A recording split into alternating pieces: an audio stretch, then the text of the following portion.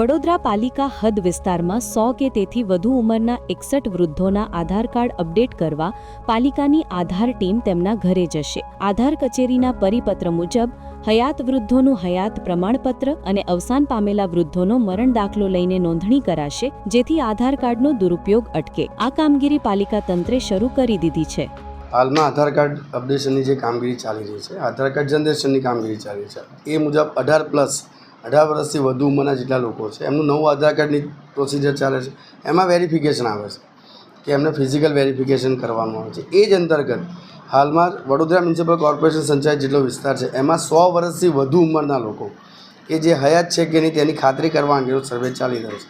તો એ સર્વે મુજબ જે યુઆઈડીઆઈએ ગાંધીનગરથી જે ડેટાબેઝ છે એમની સાથે જેમણે આધાર કાર્ડ જનરેટ કરાવેલું છે, બનાવેલું છે, એ ડેટાબેઝ મુજબ જેની ઉંમર 100 વર્ષ કરતાં વધારે છે તેનું પ્રારંભિક તબક્કામાં ટોટલ 61 જણનું એ લોકોએ લિસ્ટ મોકલ્યું છે। એ 61 જણનું અમે ટેલિફોનિક સંપર્ક કરીશું। જે લિસ્ટ આપ્યું છે એમાં એમનો ટેલિફોનિક સંપર્ક અને એડ્રેસ આપેલું છે।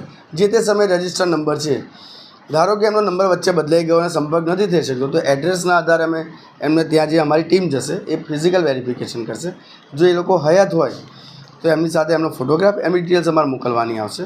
અને ના કરે નારાયણ એ લોકો હયાત નથી તો એમની સાથે એમના ઘરે જે અને એમના જે પરિવારજનો છે એમની સાથે એમનું ડેથ સર્ટિફિકેટ રિસીવ કરવામાં આવશે। ડેથ સર્ટિફિકેટનો ફોટો પાડવામાં આવશે અને એ ડેથ સર્ટિફિકેટનો નંબર, ડેટ ઓફ ડેથ અને એમનું જે વિગતો છે એ બધી અમારે અપલોડ કરી અને ડિટેલ્સ સબમિટ કરવાની આવશે। બીજું આપણા માધ્યમથી એક વિનંતી છે કે લેભાગુ તત્વો સર્વે કરવા આવે તો મહેરબાની કરીને કોઈ રિસ્પોન્ડ કરતા નહીં, એમને એન્ટ્રી ના આપતા। કોર્પોરેશનની ટીમ જ આવશે। કોર્પોરેશનની ટીમ ઓથેન્ટિક છે, આઈ કાર્ડ લઈને આવશે કોર્પોરેશનનું। અને કોઈપણ ટીમ આવે, આપને કોઈપણ ડાઉટ લાગે તાત્કાલિક અમારો એઝ અ HOD અમારો સંપર્ક કરવા પ્રયત્ન કરજો।